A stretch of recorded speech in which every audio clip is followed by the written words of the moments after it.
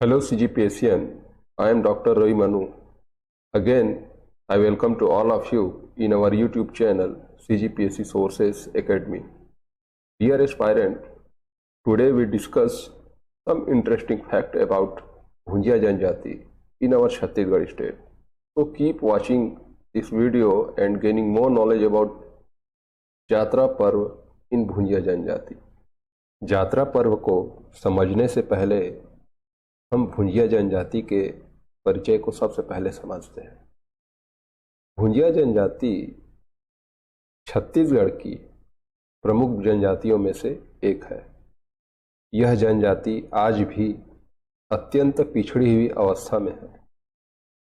भुंजिया जनजाति विशिष्ट सामाजिक सांस्कृतिक विशेषताओं एवं परंपराओं से भी परिपूर्ण है। छत्तीसगढ़ सरकार ने प्रदेश में निवासरत 5 विशेष पिछड़ी जनजाति कमार, बैगा, अबूझमाड़िया, पहाड़ी कोरवा और बिरहोर की श्रेणी में भी भुंजिया और पंडो जनजाति को चिन्हांकित किया है। शासन द्वारा विशेष पिछड़ी जनजातियों की तरह ही भुंजिया विकास प्राधिकरण की स्थापना गरियाबंद में की गई है और साथ ही इसके विकास के लिए विशेष प्रयास भी किए जा रहे हैं। तो सबसे पहले हम समझते हैं भुंजिया शब्द का अर्थ आखिर है क्या। प्रायः जनजातियों के नाम का संबंध किसी स्थान, घटना, पेड़ पौधे या पशु पक्षी से जुड़े रहते हैं। मानव शास्त्रियों ने अनेकों जनजातियों के नामकरण का जो अर्थ और उनका विश्लेषण किया है, उनके नाम के अर्थ के अनुसार उनके कार्य प्रकृति से जुड़ाव भी पाया है और उसी के आधार पर किसी भी जनजाति का नामकरण किया जाता है। तो सबसे पहले भुंजिया के अर्थ को समझते हैं, आखिर यह नाम क्यों पड़ा। भुंजिया जनजाति के संदर्भ में सबसे पहले हीरालाल और रसेल ने बताया कि भुंजिया का अर्थ भूमि पर आश्रित रहने वाला होता है, जो कालांतर में भुंजिया बन गया। ठीक इसी प्रकार श्यामाचरण दुबे ने भुंजिया शब्द का अर्थ भूंजा हुआ या भूंज कर खाने वाला बताया है, जिसके कारण यह जनजाति भुंजिया कहलाया। तो आप सभी ने अभी तक भुंजिया जनजाति के परिचय और भुंजिया शब्द के अर्थ को समझा। अब भुंजिया जनजाति की कितनी उपशाखाएं हैं, इसकी चर्चा करते हैं। भुंजिया जनजाति की 2 उपशाखाएं हैं। आप वीडियो में देख रहे होंगे। पहला है चौखटिया भुंजिया और दूसरा है चिंडा भुंजिया। दोनों समूह में आवास एवं सामाजिक सांस्कृतिक परंपराओं के दृष्टिकोण से पर्याप्त भिन्नता होती है। चौखटिया भुंजिया चिंडा भुंजिया की तुलना में अत्यधिक संस्कृति निष्ठ एवं अति परंपरावादी है। चौखटिया भुंजिया का निवास क्षेत्र गरियाबंद एवं छुरा विकासखंड का वन्य प्रदेश है। यह समूह अपने घरों के अंदर एक पृथक रसोई घर, जिसे हम लाल बंगला के नाम से या राधा घर के नाम से जानते हैं, का निर्माण करती है और यह लाल बंगला के प्रति अति संवेदनशील होते हैं। इनके लाल बंगला में बाहरी व्यक्ति का प्रवेश निषिद्ध होता है। ठीक इसी प्रकार चिंडा भुंजिया का निवास क्षेत्र मैनपुर देवभोग नगरी क्षेत्र है। भुंजिया जनजाति में एक विशिष्ट परंपरा होती है, इसे काढ़ा बारा कहते हैं। तो चलिए समझते हैं कि आखिर काढ़ा बारा है क्या और इसका भुंजिया जनजाति में क्या महत्व है। काढ़ा बारा बाल्यावस्था में किया जाने वाला एक वैवाहिक संस्कार है। भुंजिया समाज में जब कन्या की आयु 6 से 10 वर्ष की होती है, तो इस आयु में यह संस्कार किया जाता है। इसे तीर विवाह के नाम से भी जाना जाता है। इस विवाह की विधि दोनों उपसमूह अर्थात चौखटिया भुंजिया और चिंडा भुंजिया में अलग अलग है। लोक सेवा आयोग के द्वारा इन प्रश्नों को पूर्व में शायद पूछा भी जा चुका है कि लाल बंगला किस जनजाति समूह से संबंधित है, तो इसका उत्तर ही होगा जनजाति। काणा बारा के बारे में अभी शायद नहीं पूछा गया है, जो भविष्य में पूछा जा सकता है, इसलिए इस तथ्य को अपडेट करें। खैर, हम ज़्यादा डिटेल में नहीं जाएंगे भुंजिया जनजाति के परिचय और उनके समूह के बारे में, इतना काफ़ी है। फिलहाल हम वीडियो में जात्रा पर्व के बारे में फोकस करेंगे। तो सबसे पहले यात्रा शब्द के शाब्दिक अर्थ को समझते हैं कि आखिर इसका क्या अर्थ है और जनजाति समाज में यह क्यों महत्वपूर्ण है।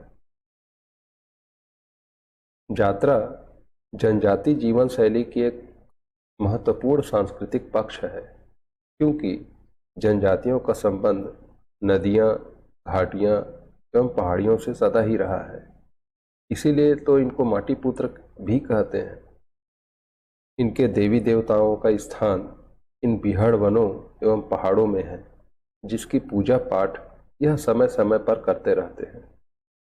यात्रा का वास्तविक अर्थ देव पूजन यात्रा है, जिसके लिए यह अपने परिवार के साथ देवी या देवता को पूजने हेतु पहाड़ों की ओर प्रस्थान करते हैं।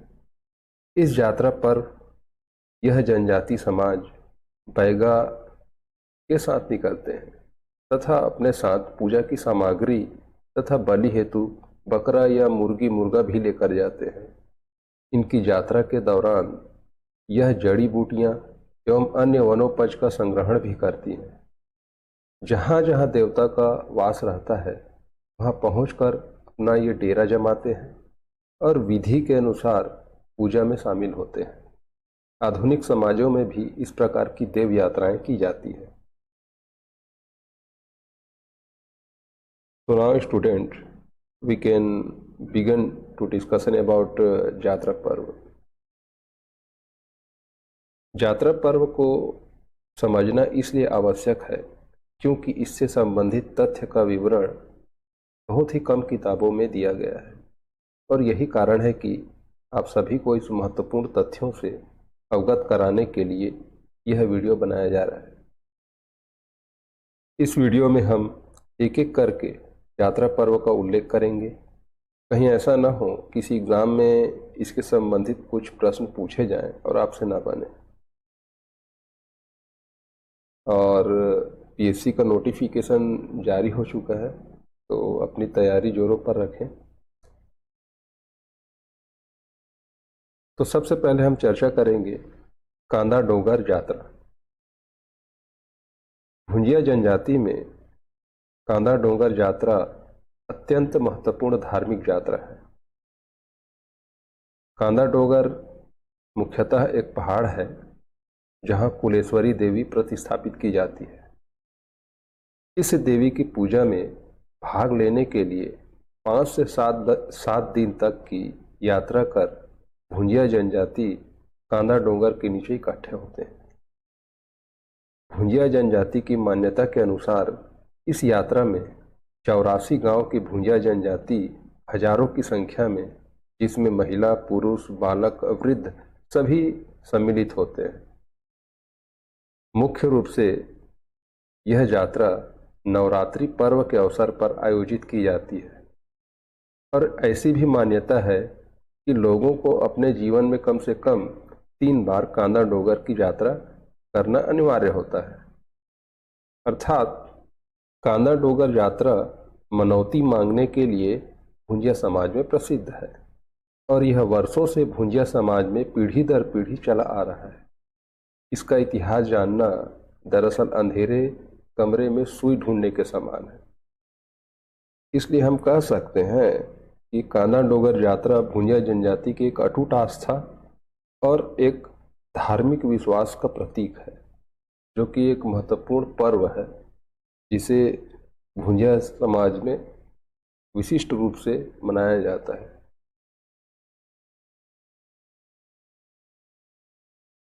दूसरा प्रमुख यात्रा पर्व है बारह भंडार। यह चौखुटिया भुंजिया का महत्वपूर्ण पर्व है, जिसमें गरियाबंद अंचल के समस्त चौखुटिया भुंजिया एकत्रित होते हैं। इस यात्रा पर्व की तिथि पुजारी द्वारा तय की जाती है। सभी अभ्यर्थी विशेष रूप से ध्यान रखें, यह यात्रा पर्व केवल चौखुटिया भुंजिया द्वारा मनाया जाता है।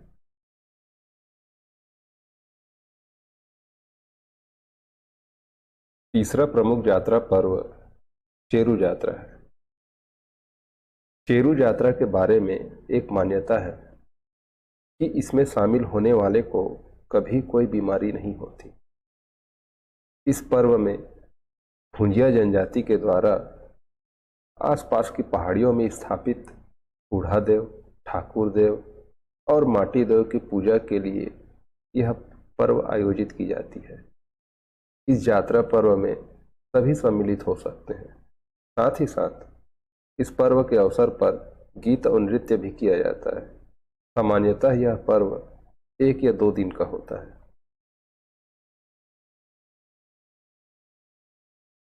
अगला प्रमुख यात्रा पर्व चैत्रई यात्रा पर्व है। यह यात्रा चैत्र मास अर्थात मई में किया जाता है।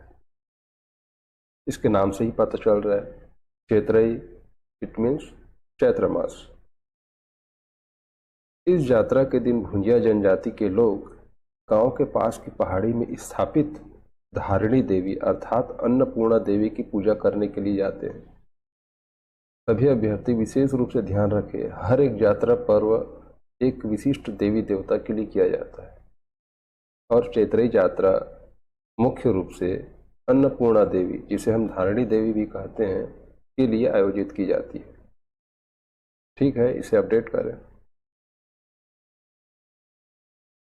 चैत्रई यात्रा को भुंजिया समाज चैत्र पूर्णा अर्थात वर्ष का अंतिम मास भी कहते हैं।